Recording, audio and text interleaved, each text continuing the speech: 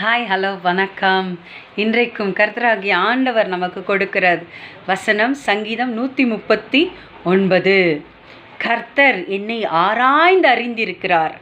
நான் நடந்திருந்தாலும், படுத்திருந்தாலும், உட்கார்ந்திருந்தாலும், என்ன யோசித்திருந்தாலும், என்ன நினைத்திருந்தாலும் கர்த்தர் அறிந்திருக்கிறார் என்னை.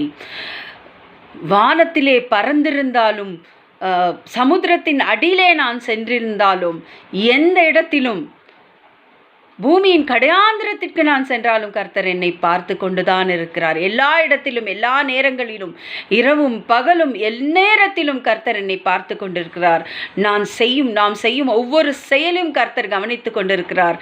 அதனால் நாம் ஒவ்வொரு நிமிஷமும், ஒவ்வொரு நொடியும் நாம் வாழ்வது கர்த்தருக்கு தெரியும். அதனால் நாம் எப்படி வாழ வேண்டும் என்பதற்கு ஒரு சாட்சியாக ஜார்ஜ் மைக்கேல் என்ற பாடகரை பற்றி இன்றைக்கு நான் இந்த சிறிய காணொளியிலே சொல்ல போகிறேன்.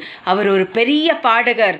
ஜீசஸ் இஸ் த சைல்டு என்ற பாடலை பாடியிருக்கிறார். பல பாடல்களை பாடி அவர் கோடிக்கணக்காக சம்பாதித்தாலும் ஏழை எளியவர்களுக்கு, சிறியவர்களுக்கு செய்தால், விதவைகளுக்கு செய்தால் அது எனக்கு செய்தது போல என்று கர்த்தர் சொல்லுகிறார் அல்லவா? நம்ம வசனத்திலே, வேதாகமத்திலே அதை செய்தார் ஜார்ஜ் மைக்கேல். அப்படி வாழ வேண்டும் என்பதற்கு சாட்சி. அவர் செய்ததை யாருக்குமே சொல்லவில்லை.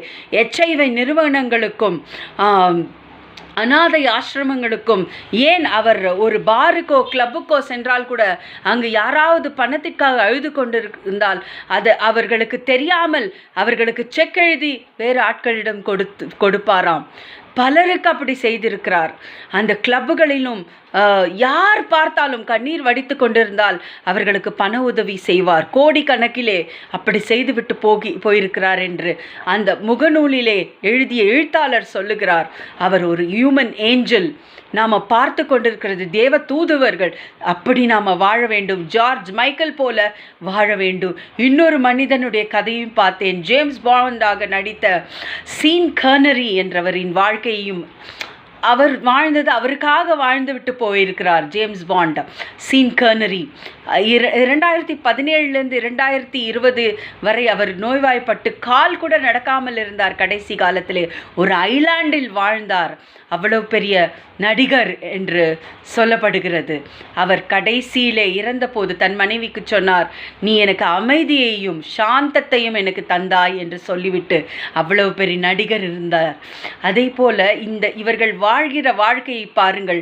எவ்வளவு பெரிய நடிகர்கள், எவ்வளவு பெரிய பாடகர்கள். ஆனால் கடைசியிலே அவர்கள் வாழ்க்கை, இந்த பாடகர் ஜார்ஜ் மைக்கேல் கார்டியாக் அரெஸ்டில் இறந்து விட்டாராம் 53 வயதில்.